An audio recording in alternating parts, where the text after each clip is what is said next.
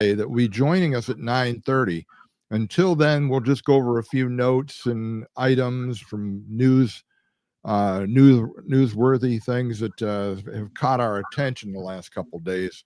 But first, a little bit of housekeeping. If you're watching this on Facebook, then you know that we're still broadcasting on our Two Guys Drinking Coffee page, because I keep checking every week, and Facebook and their infinite wisdom, evidently we haven't hit that magic number of 60 days yet after we put our page up. So we can't broadcast live to our Patriot Pulse page, but we will give us a week or two, and I think our 60-day probation period will be up. But if you're watching us on X, or we're live on X, Rumble, Kick, Twitch, I think there's one on, I don't know, we're in Facebook, obviously 5. But you can also catch us, our recorded podcasts, on a bunch of others. And also on like Apple Podcasts, the audio only, you can get on things like that. So help us overcome the algorithm. If you're watching us on Facebook, click like and share. Help us out there to overcome the censorship. I'm trying to get to comments up here. We got Kelly joining us, Brian and Tom, our buddy Tom from down in Penfield. So good morning, everybody. And hey, the other thing too, I mentioned this last week, but as you might have noticed, we're not listing sponsors for the podcast anymore. And what we're doing is, this is pretty much self-funded. So if you feel moved to support the podcast and help keep us on the air, there's a lot of expense that goes along with this, with websites and the StreamYard product that we use to broadcast. That costs money, and if you feel encouraged to support the podcast, you can go to paypal.me/Patriot Pulse Podcast and make a donation that way through PayPal. If you'd rather, you can just send us a check to P.O. Box 957, Bradford, PA 16701. But we would like to thank you for your support. Help us stay on the air. So is there any, before we get into some of the news things, is there anything on your mind there, Fred, that you want to bring up? I've been talking all this time so far. Yeah, the only thing that we talked off air about the school board situation, but obviously there's nothing we can do about that. But I don't think it's right that the way we run the school board platform, the way they can cross file, and they can be a Democrat running as a Republican and a Republican running as a Democrat. I don't think that that's right. I'll tell you what, if anybody's listening that is from another state, because I mean, that's the way it is all across Pennsylvania, where the school board can cross file. And I think there might be, I'm not sure. I think there's at least one other office that can be cross filed. If you're from another state, and you pay attention to school board races in your area, let us know if other states allow cross-filing for school board races. I kind of agree with Fred there that, first of all, it makes it harder to really know what their philosophies are and what their motivations and what they would do once they get on the board. Because you could have a far left lunatic running as a Republican and get exactly in a conservative area like this. So, hey, our special guest, Fred, I know I've talked to you a little bit about. Our special guest is Spike Cohen. If you don't know that name, he is actually a much sought after speaker on cable news networks, national syndicated radio, international media outlets, and podcasts. I mean, we got him here. Hey, yay us. But he's on podcasts all across the globe. He's a successful business owner, which he'll tell you a little bit about. But interestingly enough, he was also a political figure in that he was the vice presidential candidate on the Libertarian Party ticket for the 2020 election. So that's interesting. But what he's going to talk to us about mostly today when he comes on is new endeavor called You Are the Power. And I won't give too much away, but it's a nonprofit focused on using solutions-oriented activism to grow what he calls the liberty movement. So when he comes on at 9:30, when I see him jump in the green room, we'll bring him on.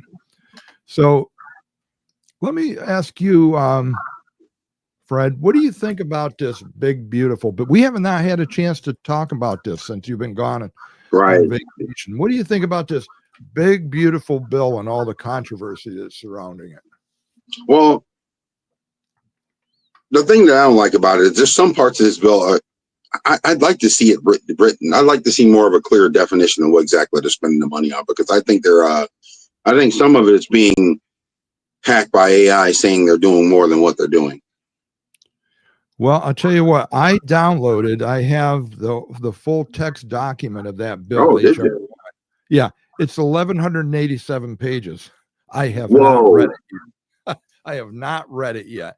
And I'll tell you what, I started to read it, and they put the language of this bill in such legalese and convoluted structure that as you're reading through it, you find yourself scratching your head saying, what the heck's, what's this all about? I'm making an effort to read all 1,187 pages of this thing. It's more than any book I've probably ever read. But it's crazy. I don't know. One thing I do know, I've written to, I mentioned this last week. I've written to both senators in Pennsylvania, because the one thing they did that really pissed me off is, you remember how Trump campaigned on no taxes for Social Security? Well, that's not, he did. He campaigned on that. There was going to be no taxes on tips, no taxes on Social Security, and no taxes on overtime. That was his, one of his big campaign promises. I thought the Social Security came after the fact, though. I'm pretty sure, and anybody online, if you can verify either way, whether it was during the campaign, but I think it was during the anyway, long story short, there's still going to be taxes on Social Security, and all they're going to do is give you a convoluted way to make a deduction for taxes that you paid. There's some kind of smoke and mirrors diversion, because quite frankly, if it's a tax deduction and you do not file long form and you take the standard deduction, then you can't take that deduction. Tell me, how are they giving us a break on that? And Jim, I saw, and I did mention this to Fred off camera.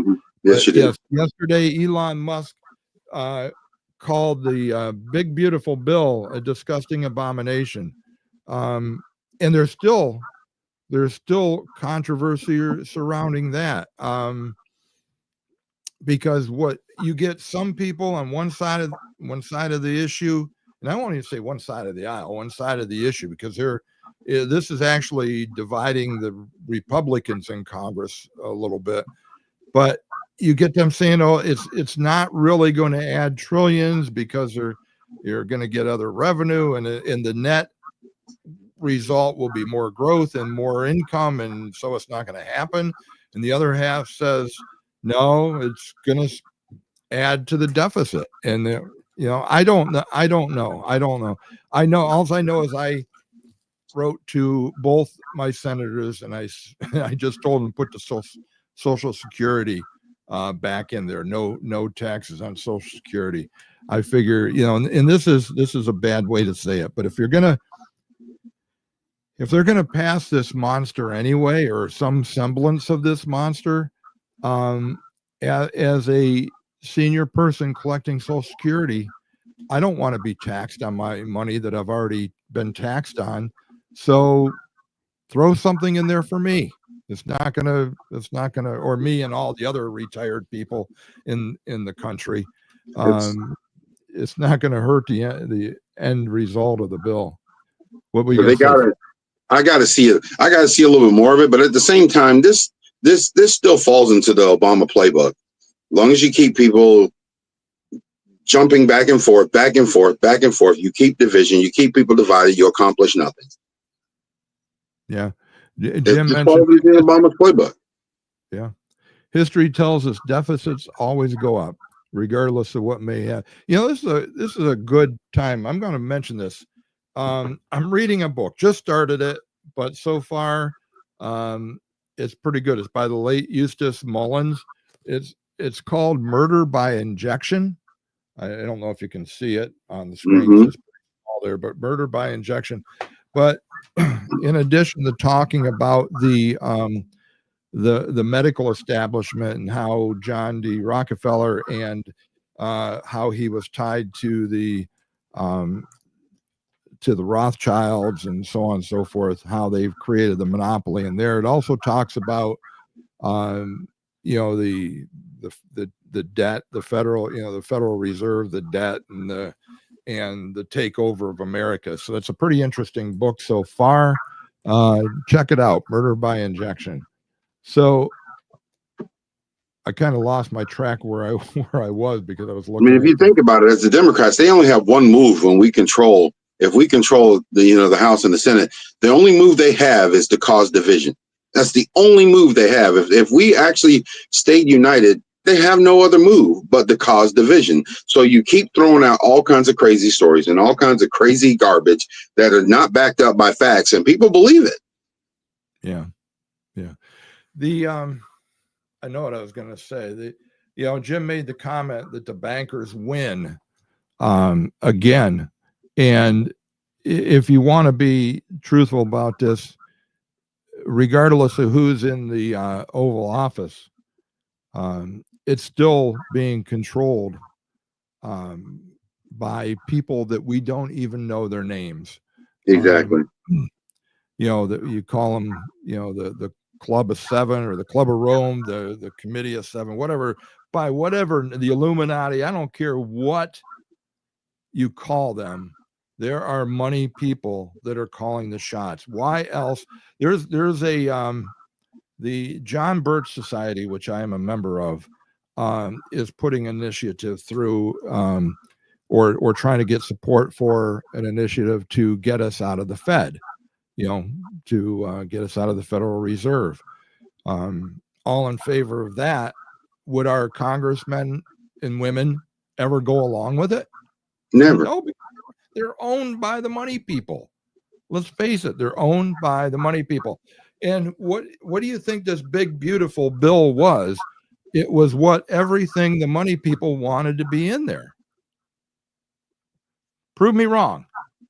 Okay. I haven't read all 1,187 pages of it. I've made an attempt to get into it, but it's just, we've got to somehow wrest control away from the money people. And I think anybody that figures that out is a heck of a lot smarter than I am. What's Tom saying? Yeah, go ahead, Fred. It goes back to always, like I said, if you want to learn how to stop drinking, don't ask an alcoholic. If you want to learn how to save money, don't ask the government. Yeah. Well, what did Reagan say? The 9 or 7 most scariest words in the English language is I'm from the government and I'm here to help. Exactly. So anyways, we'll see what happens with this big, beautiful bill. If they truly love the country, cut their salary. Well, they're never going to do that. Hey, I got another thought for you. All right. So if this, again, let me play the other side of this coin.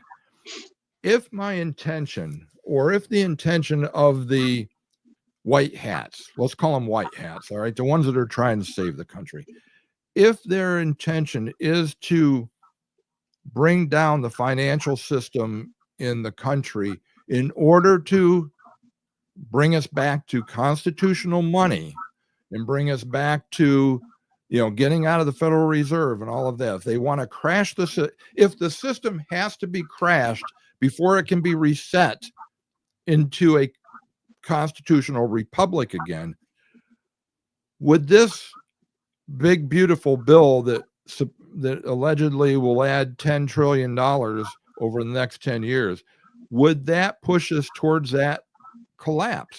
And is that their intention? Is it to facilitate the financial collapse to reset us back on a path to a constitutional republic? What do you think? I don't think so. I think they're putting, I mean, I don't know the details of the paperwork, so I don't want to doubt the people, but at the same time, the way they like to pass bills is about to put so many pages that they know people are not going to read it, and then they get it passed. Well, I'd like to know of the all the people that voted on this in the House of Representatives, how many of them actually read the bill? That's a good question. I was going to call what's our representative's name? It's just I'm drawing a blank here. Which one? Our representative in Pennsylvania, the federal, from the House of Representatives. Somebody help me here. I'm having a senior moment and I'm not remembering it. Not Cowser, is it? Glenn Thompson. Glenn Thompson. Oh Lord. I'm sorry. I was going to call his office and ask him if he actually read the bill. But first of all, when you call his office, you only talk to his staff, and you get the runaround, and nobody ever gets back to you. So, I figured it was. I've called his office many times. As a matter of fact, one time on the air, Jim and I were talking about this, and Jim actually called his office while we were on the air, and really didn't get anywhere on that. So, but I don't think they read the bill. They just, you're supposed to pass it. We'll see what happens in the Senate. So the thing is, they could make people more at ease if they were to break down the bill so that people don't force people to read it, but tell people exactly what you're doing. They don't want to do that because that exposes stuff. They're doing a little crooked stuff on the side. But at the same time, I think that's the problem. I don't know the details of the bill because I haven't read the 1,100 pages, but still, I don't see how it's going to bring. I don't know the details of it, so I don't want to doubt it. Okay. Jim's got another comment here. Let me get it up on the screen. Let me find it here. Jamie Dimon. I was listening to something about Jamie Dimon. Yes, he was the CEO of JP Morgan. The US dollar will fail as the world reserve currency. And again, that goes back to my question. Is this intentional? I would hope intentional by the white hats, because they got a plan coming to reset the financial system in the United States to, again, a constitutional republic. But maybe not. Maybe it's to usher in CBDCs. I don't know. Maybe it's to bring in the end of the United States as we know it. You tell me. I don't think any of us knows. They have their own agenda that we're not privy to.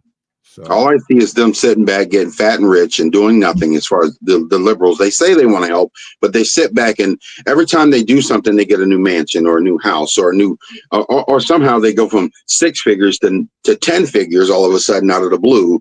They're not really trying to help people. Yeah. Ask AOC. She went from being a broke bartender just out of college to I think her net worth now is around $20 million. Right. Yeah. You got a president that they're breaking down who's taking $1 salary. President's taking a $1 salary. Yeah. Hey, Let's move. We got about 9 minutes before we get Spike on here. But one last thing I wanted to comment. You know, I've heard somebody say before they could take a bill and that 1,178 page bill and condense it to maybe, I don't know, I'm just going to throw a number out there, maybe 10, 20 pages of bullet points. Okay, the bill is going to do this. Bang, bang, bang, bang, bang. Straight down the list.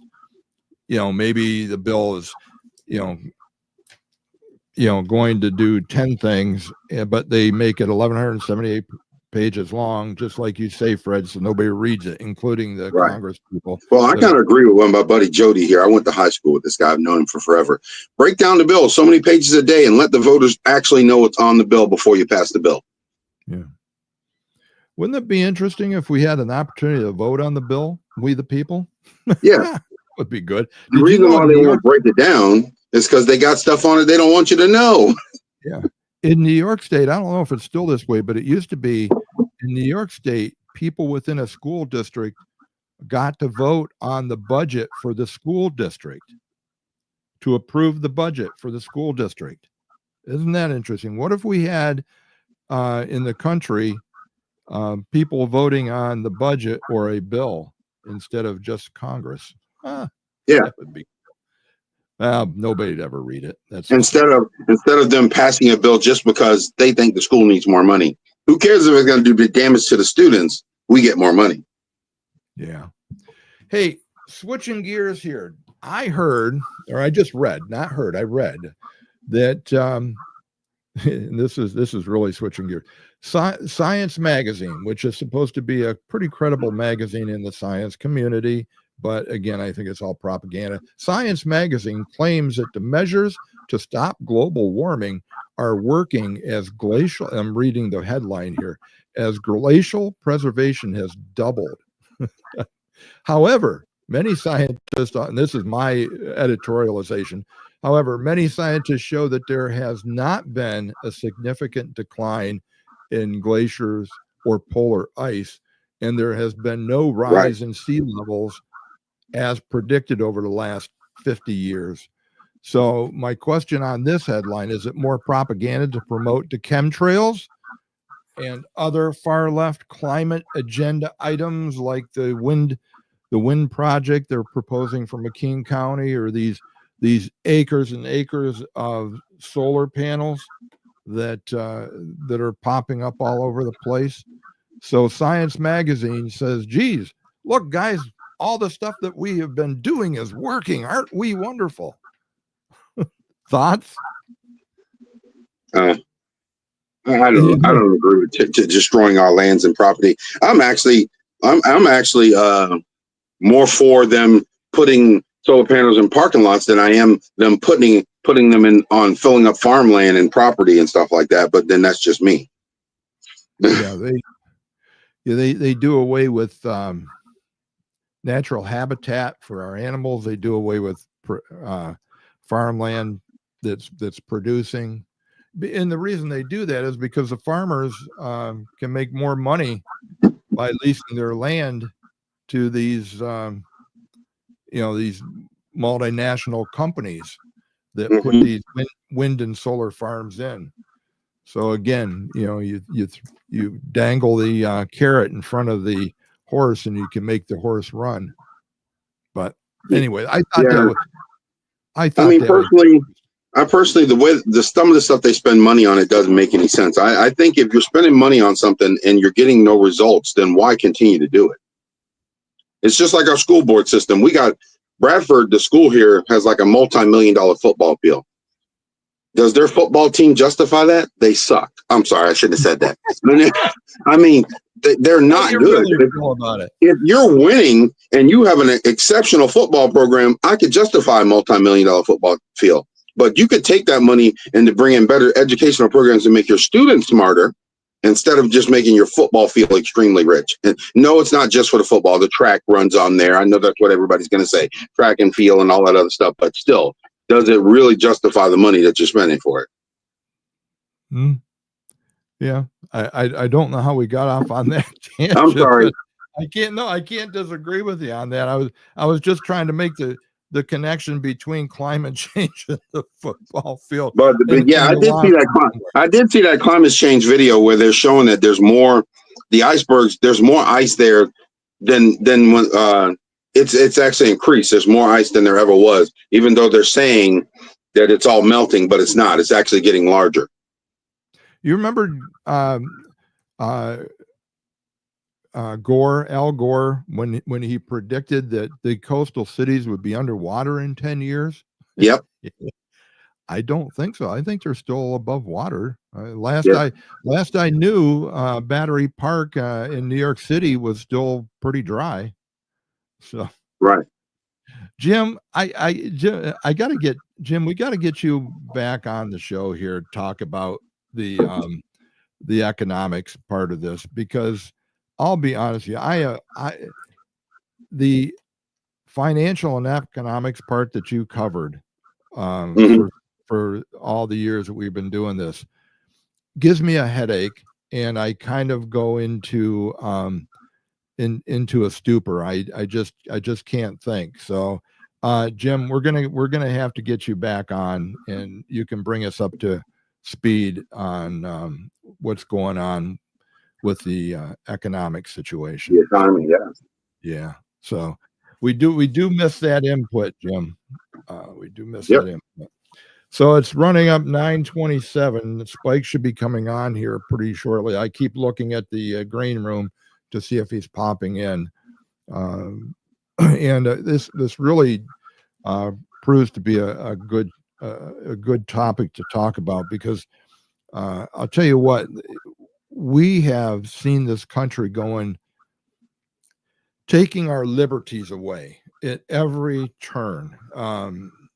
We have Spike has just popped on. Speaking of him, good morning, Spike. I know you can hear me here. I'll bring you on in a minute. Let me do a quick introduction.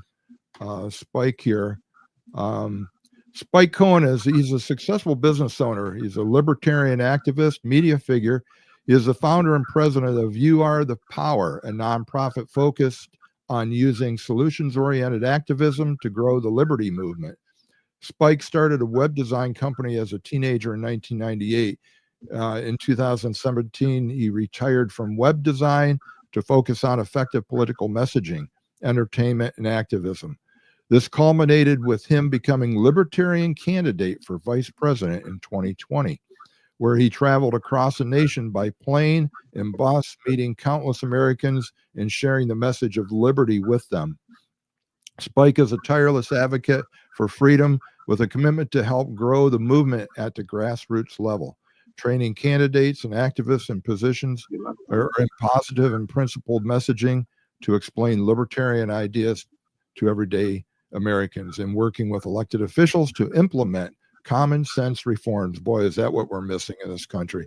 Common sense reforms to improve people's lives. Since the 2020 election, Spike has become a regular guest on cable news networks, nationally syndicated radio, international media outlets, and podcasts across the globe. So let me bring Spike in there. So good morning, Spike. Good morning. It's wonderful to have you on today. Thank you for joining us. Absolutely. Thank you guys for having me on. Yeah, it's our pleasure. One of the things I've been looking at your website, and as a matter of fact, I'll put it up here on the screen, and my little mouse keeps moving away from me here.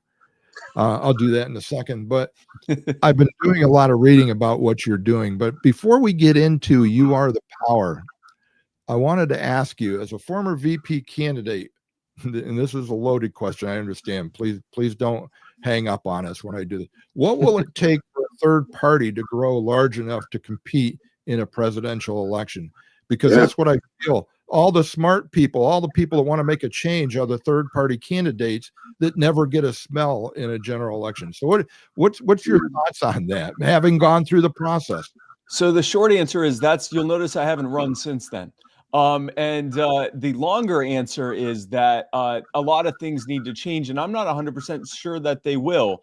There's actually an old principle called, I believe, Deboucher's law, that in any first past the post democratic system, voting electorates tend to fall into two camps, and it's hard to break out of that. So we tend to focus on things like ballot access laws that like make it significantly harder for third parties to even get on the ballot.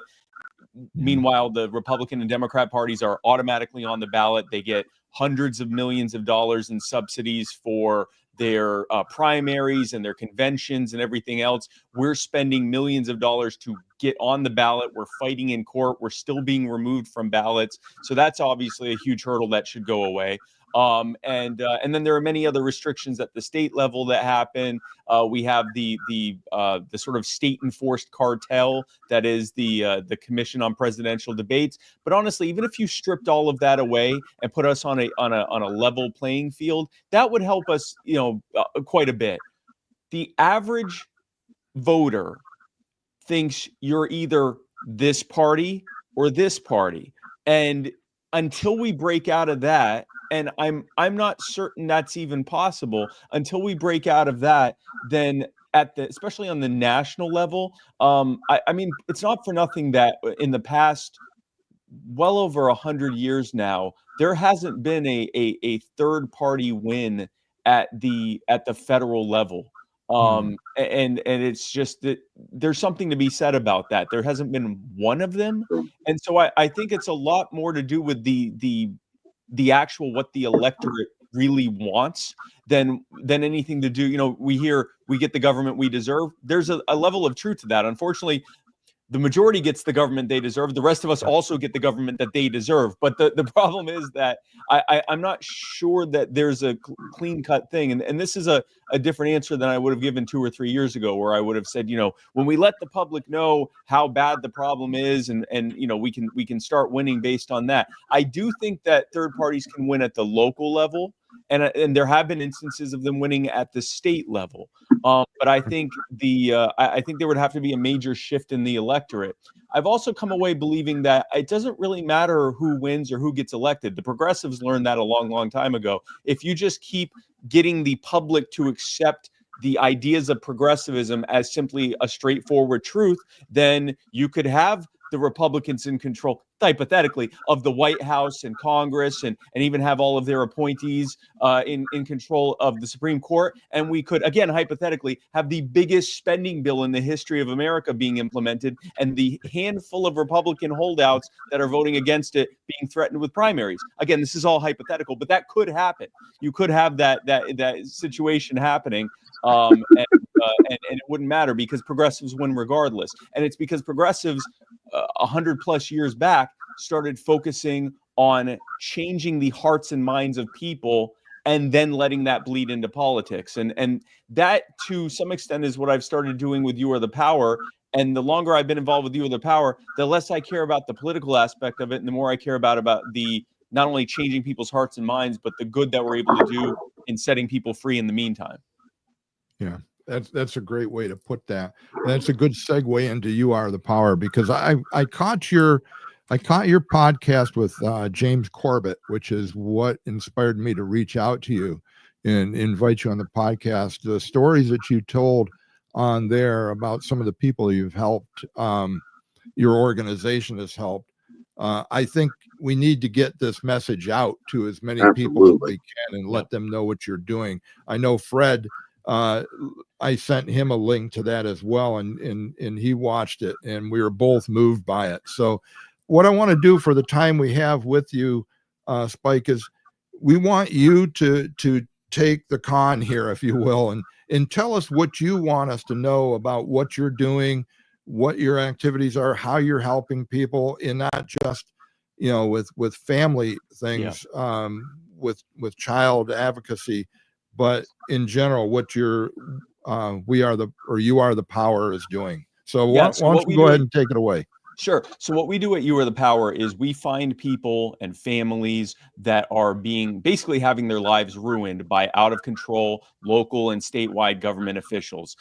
These are people, when we find them, they're at they're often at their breaking point. They've already spent every penny they have, run up debt fighting it, and they've gotten nowhere with it, because it turns out often when you're fighting the system, quote unquote, yourself, you really, there's nothing you can do. Even when it's your city council, you don't have to fight at the national level and lose. You can lose to your county council or your zoning board, and we find these folks, and we alert the public to what's happening to them.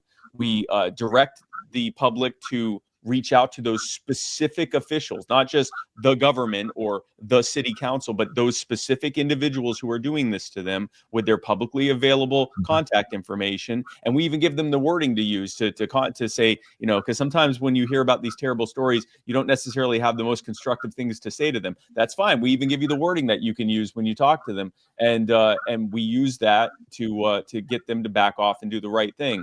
And we have since over the past roughly 2 years, we have had a 100% success rate. That's amazing there. What I want to do, I want to put your website up on the screen here, and maybe lead you. The one that really touched me was the story of the Hernandez family. Yeah. There's other ones on here too, obviously, and talk about whatever you want, but tell us a little bit of some of these stories and how you have come, if not to the rescue, you've helped them out of a myriad of problems they were having. Yeah. So the Hernandez family is prototypical of the types of families that we help. And there are many other examples. We've helped people that were facing losing their homes because of corrupt zoning boards. We've helped people that were facing losing where they lived because of eminent domain.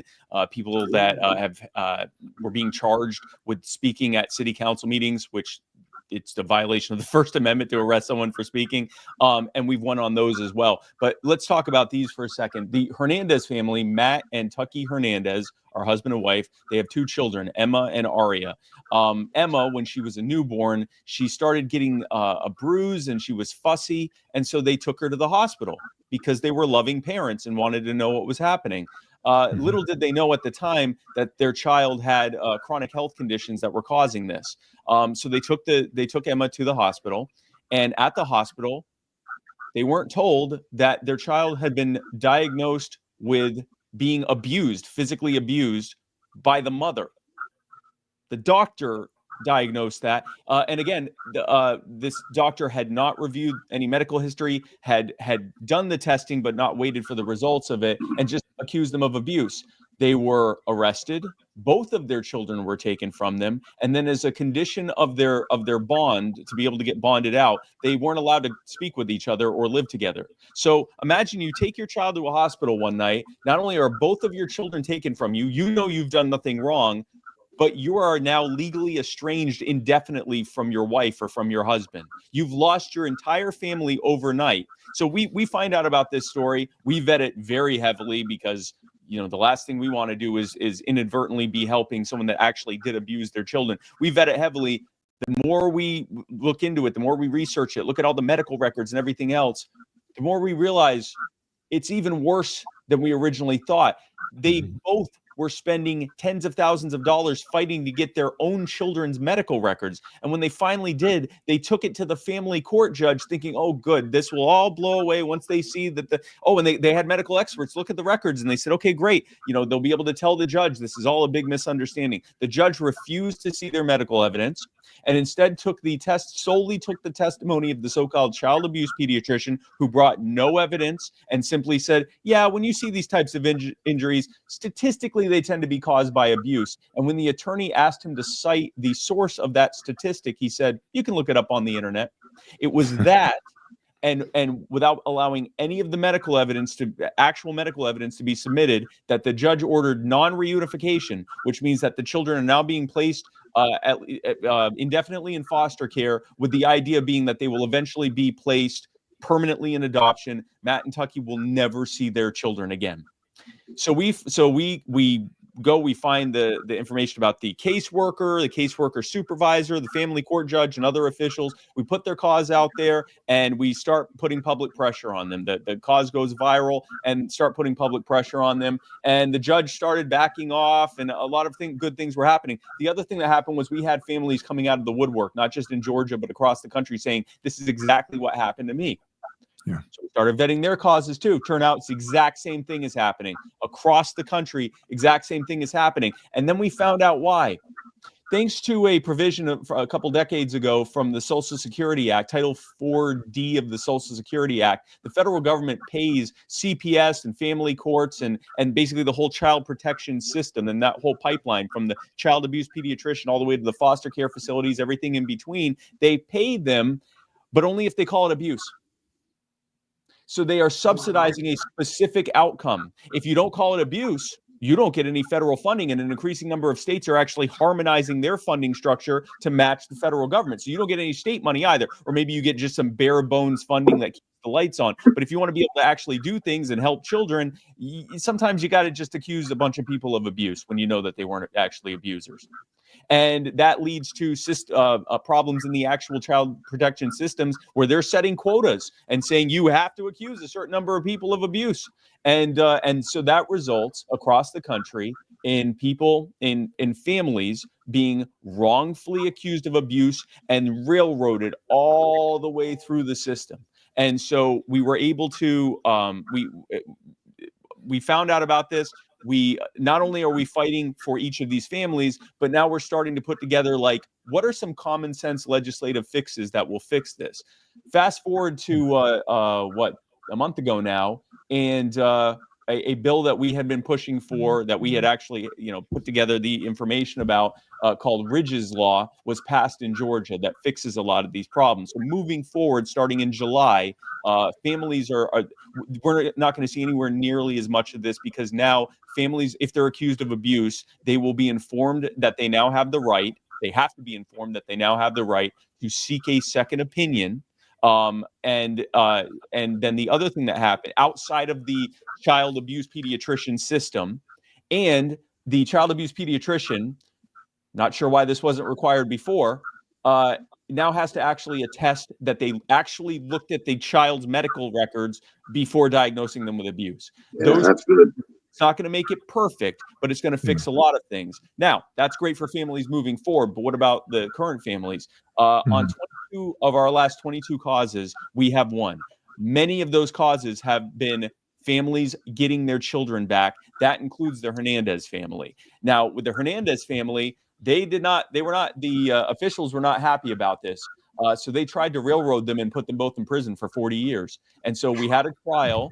They went to trial, and we thought, okay, great. In trial, these things fall apart. We've been 4 for 4 on trials because, once there's an actual standard of evidence and it's up to a jury to look at the evidence, and there, it's innocent until proven guilty instead of guilty and not allowed to prove innocence. Yeah, these cases fall apart. The jurors are laughing, literally laughing in some of these cases at the fact that they're even having to look at this.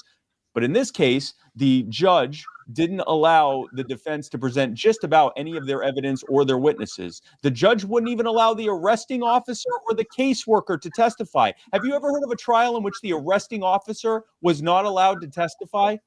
Have you ever heard of a case where the defects case, the family court case, was not allowed to be talked about in court? The jury was not even allowed to hear that the children loved their parents.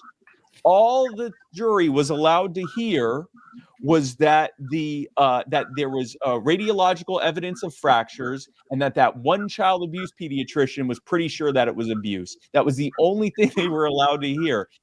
It was obvious, and thanks to an incredible attorney named Catherine Bernard, it was made pretty well obvious to the jury that the fix was in and that something was wrong. And so they voted not guilty on all counts, despite not even really being allowed to see any evidence that they were not guilty. It was very obvious to them that the fix was in. And thank God they voted not guilty on all counts. And so now we're waiting. There's some bureaucratic stuff where the family court has to now register that they were found not guilty, so that the family court judge, who already said she would do so, can just completely order the closing of the family court case, so that right now the children are living with their aunt and uncle. After this, they'll be able to move back into the Hernandez family's home, and this will all be over.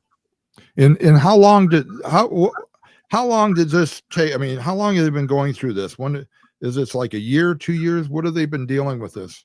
In some cases, it's been over 1,000 days. In the Hernandez family case, it was 700, and I'm forgetting the exact number, but it was well over 2 years that they've been fighting this. Wow. It was early 23 that this happened, and that's not uncommon. What is uncommon is that they actually got their kids back and they're not in prison. So this is what's happening now that we're getting involved. This has been a problem that has been getting worse for decades, and I think the understandable failure that has been happening in the past, or the understandable difficulty, has been that in the past, organizations that are fighting this tend to focus on the system, and they tend to focus on, and understandably so, many of these people are parents who lost their children themselves. And so they want to tell you about the family court system, and about the child protective system, and about the funding that's coming from the government. And those are all necessary things. But two things happen there when you present it that way with any of these causes.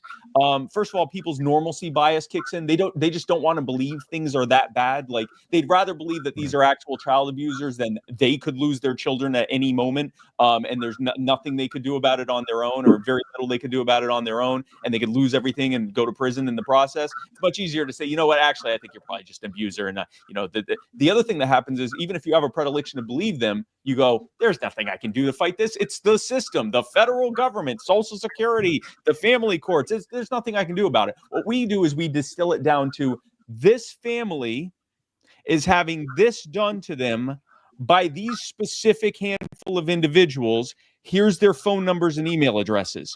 And we do that, suddenly it's not a really inaccessible problem. These are human beings just like us. They have phone numbers just like us. They have emails just like us. And deep down, they have consciences just like us too. We don't encourage people to go and threaten them or say anything terrible to them. We actually encourage them to be respectful. Go to them and say, hey, what if this was your children and your family, or someone you cared about? Why are you doing this?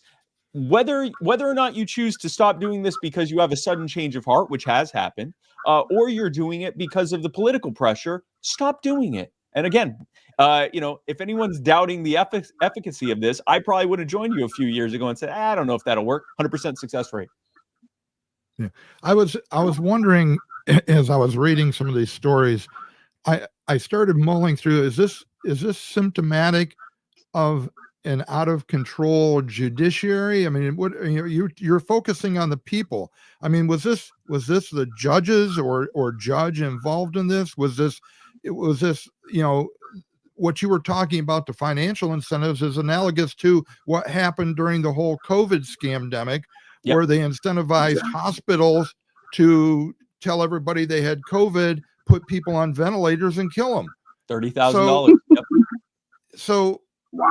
I mean, it's a money issue. It's a medical, industrial medical issue with the money, and it's also judiciary out of control. Because as you just pointed out, these judges are not really following proper judicial procedures. Not at all. Bingo. Let's be very clear about this. Everything that's being done is, we call it under the color of law. It's completely illegal. There are procedures that are in place and laws that are in place, and the Constitution, for example, that create a structure of how this is supposed to happen. But the thing is, and again, this is why we distill it down to these individuals. You have human beings who are being given a perverse funding incentive. They're being told, yeah, you'll get paid to do this thing that you were hired to do, whether it's to, check children to see if they've been diagnosed, or check to see if they've been abused, or to be a caseworker for a child protective service agency, or to be a family court judge to determine the best way to deal with divorces and accusations of abuse and things like that. You can get paid to do all of that. Foster care centers, reunification centers, all these different things. You can get paid to do that, but there have to be a certain number of abuse cases, or you're not going to get the funding you need. And so you sort of get this got to crack some eggs to make an omelet type of thing. And the problem is, those aren't eggs. Those are human beings. Those are families whose children, in this case, if we hadn't gotten involved, Emma and Aria Hernandez might have gone almost certainly would have ended up being placed for adoption. They would have been told that their actual parents were abusers. At some point, it would have become, unavoidably obvious that Emma has a chronic health condition, so she'd be having to deal with that. But they'd also be dealing with never knowing their parents. Their parents would be in prison for decades, would never have been able to talk with one another during that time, and basically they would have just lost everything entirely because of a funding structure that was poorly conceived, like at this point, like 40, 50 years ago.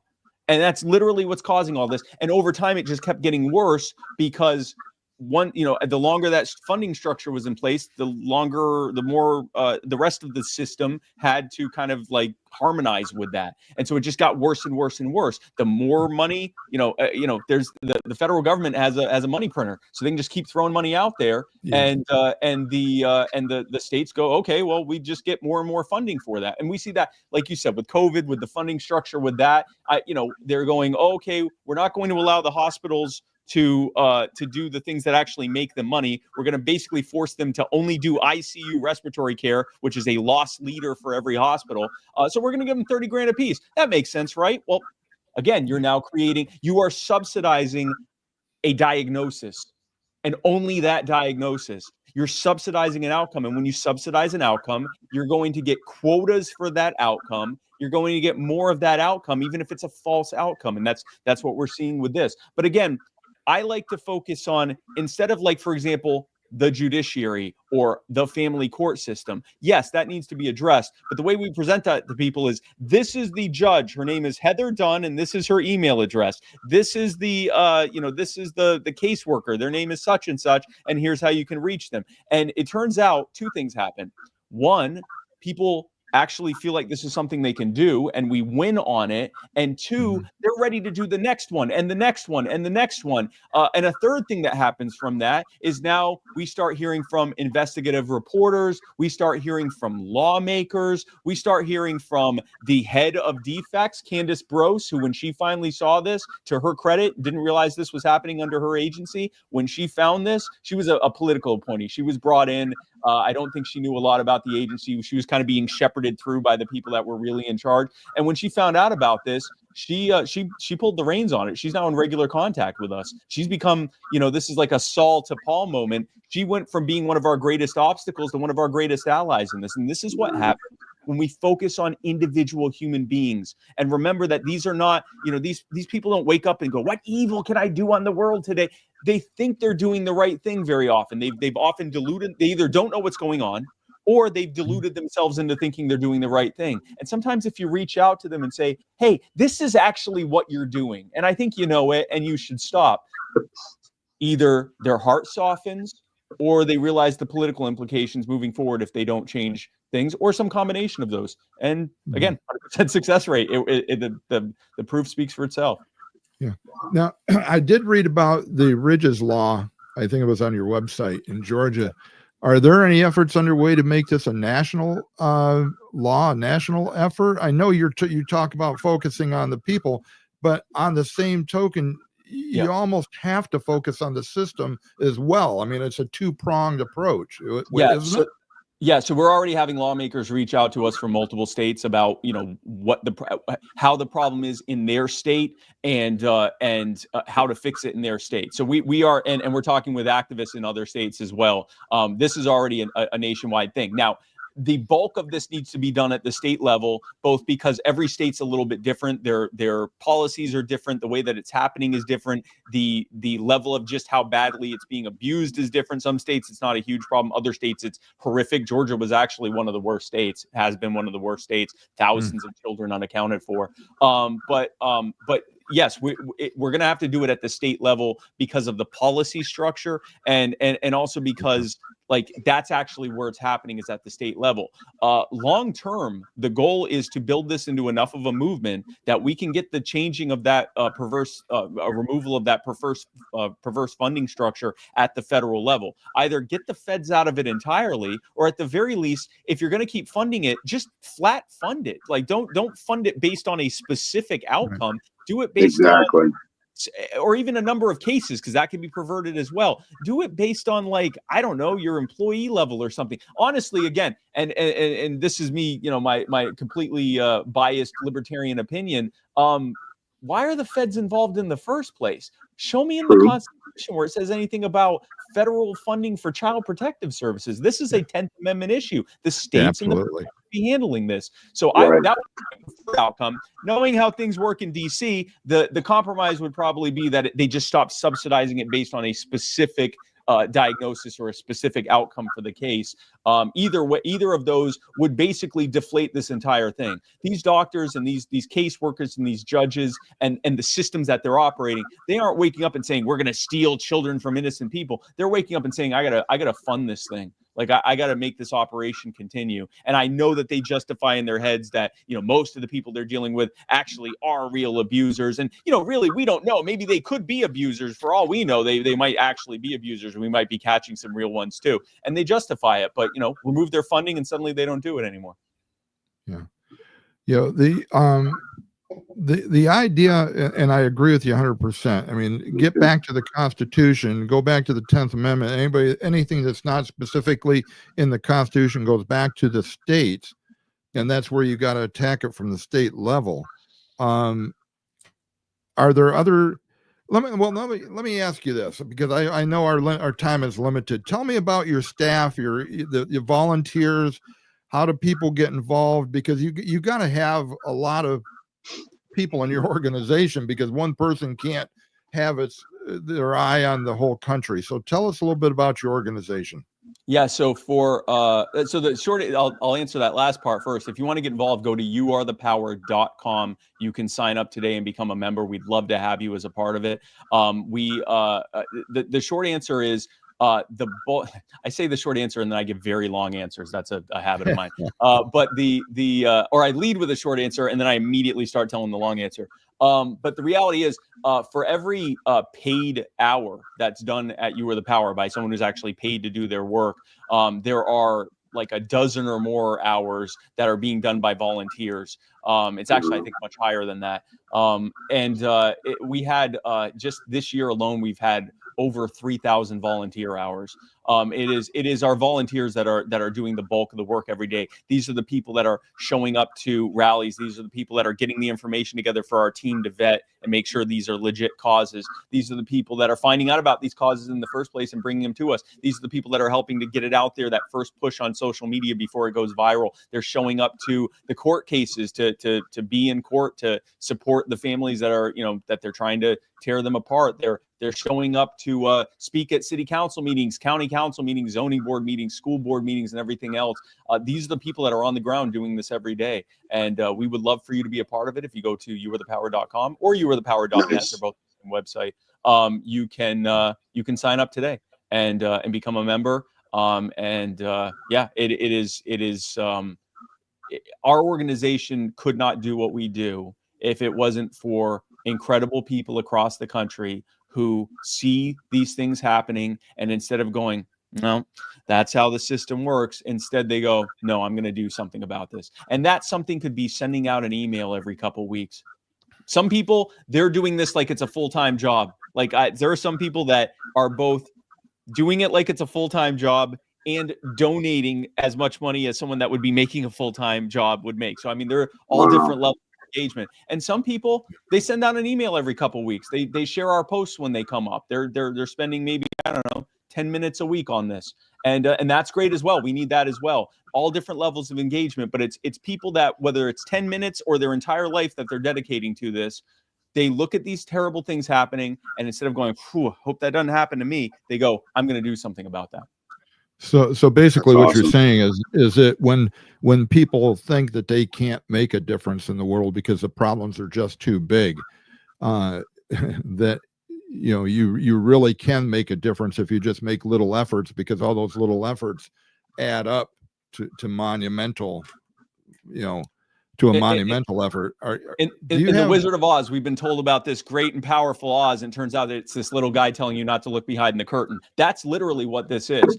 That is basically the exact same thing. You have city councils, especially when it's at the local and statewide level. These people live in your subdivisions.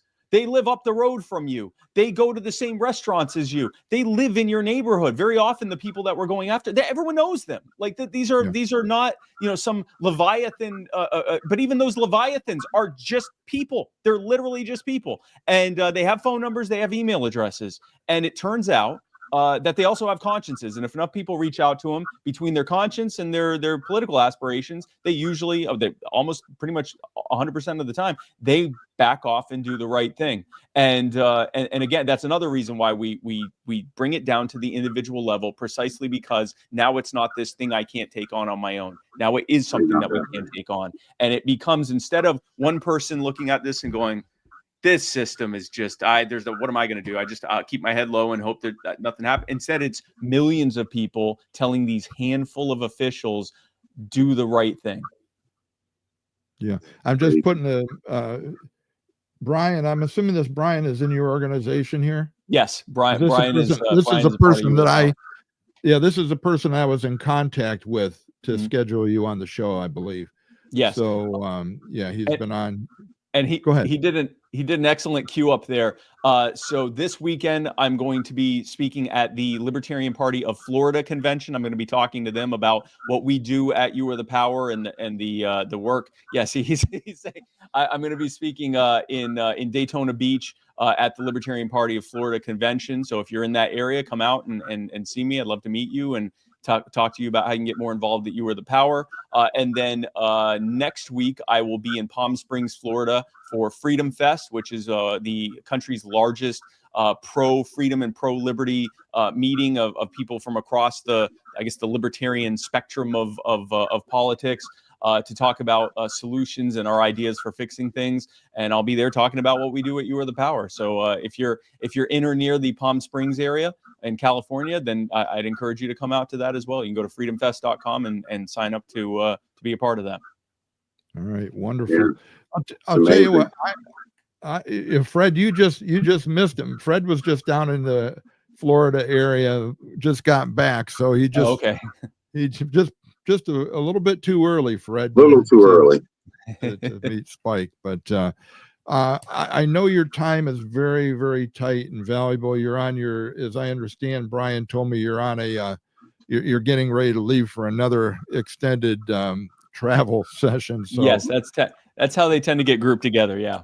Yeah. So Spike, I really appreciate you coming on and being, bringing this to light, because quite frankly, before I saw it, I knew there was things going on and you see it, but until somebody makes it real, until somebody tells the story, until somebody brings it out into the open, right? You have a tendency to not really see these things. And I think it's important that we all do. And for full disclosure, I am I'm a libertarian leaning conservative. Let's put it that way. That's the best way to say it. I think we need to get government out of our everyday lives. So I kind of resonate with you on that level, Spike. I really do. Well, absolutely. And that's what we do. We bring these stories to the forefront with all of the information so that, no one's sitting there going, well, maybe you missed it. Nope, we didn't miss that. We've spent hundreds of hours vetting this. But we don't just present the information and say, so now be mad about it and share this and tell others to be mad about it. Mm-hmm. So you, I just want to reiterate, this is not just parental issues or abuse issues. You're also doing things. I read in your thing about, people are in Arkansas trying to stop residents trying to stop a 800 acre mega prison from going in their area. So you cover a lot of causes, I guess. That's impressive. Yeah. We're doing a lot across the country. We'd love all of you to be a part of it. Go to youarethepower.com and we'd love for you to be a part of what is shaping up to be the biggest, fastest growing and most successful movement to actually do things about the stuff we complain about all day. Well, again, thank you, Spike. We'll let you go here, but thank you for coming on. Let's stay in touch. I already did sign up on your website, by the way. I appreciate getting involved with causes such as yours. So thank you very much. And we will continue to promote it as well. Thank you guys so much. Thank you for your time. Thank you all for listening, and God bless all of you. Thank you. All right. Have a good trip. Thanks, Thank you, Spike. Okay, that was was impressive. Yes, that was. I encourage everybody. I'm going to put it back up on the screen again. I encourage everybody to go to their website, because that's how, after I saw him on James Corbett's podcast, I went right to youarethepower.net, read up everything that they're doing, how to get involved, and so on and so forth. And again, I did sign up. So I encourage everybody to get involved, because this really is a way that we, the people, that, when we say we can't do anything, when we say we're just too small and the problem's too big, and you're fighting against the government, and the government always wins. Well, I think Spike's organization, You Are the Power, proves that the government doesn't always win. True. That it's like the ancient proverb, or whatever, is that one bee might be annoying, one or two bees might be annoying, but if you get 1,000 bees or 100,000 bees, swarming around you, then you've got a big problem. Then you can make a change. Well, if you got 1,000 people sending emails, and that's why I say every week, we got to get involved. We have to be engaged. And that's really why we do this podcast. I think you agree with me, Fred, to bring 100%. These things to people's attention, so that and it's not just we want to spend an hour and listen to a couple guys talk. No, it's with the intention of you getting involved, being engaged, making a difference in your world, making a difference in your community, making a difference in the country. And who knows? I've always said I have delusions of grandeur. Maybe something we do makes a difference in the world. So anyways, that was it's after 10, 7 minutes after 10. We always, like we normally do, run over, and we do have some more guests coming on in the future. Next week, I think we will have another open discussion, so be prepared for that. So, Fred, is there any last? Definitely will be joining. Any closing remarks, Fred? No, I'm definitely going to be joining after hearing all the stuff I heard. I mean, that's pretty impressive what he's doing. I'm blown away by the organization itself, so I'm going to join. Yeah, we figure, like he said, he's got a lot of volunteers in there. Even if you can spend 5 minutes a week just writing an occasional email. Exactly. As a matter of fact, after I signed up, I think it was just this week, I got a text message or an email, I can't remember which one it was, telling me something about what they're doing. So by signing up, they will keep you informed as well of what their projects are, what their causes are, and so on and so forth. So please get involved some way, somehow, not with just this, but any way you can to make a difference in the world. Right. So, Fred, it's eye-opening.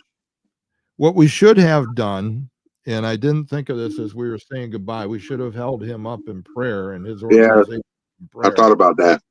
Yeah, but because we always end the show in prayer, Fred, I've had to take it for the last 2 weeks, and I'm not real comfortable with that. So that's okay. I'm gonna ask you to close us out in prayer, and also to lift Spike up in his organization. Yeah. Okay. Yes. All right. Now, well, thank you, Lord, for this day. I just pray for the Spike in his we have the Power organization, Lord, and I just thank you for the revelation of knowing that an organization like this even exists. Didn't even know it was there, but I ask, Lord, that you would give him wisdom, give him understanding, protect them, put a hedge of protection around them, Lord, that the enemy wouldn't break them apart.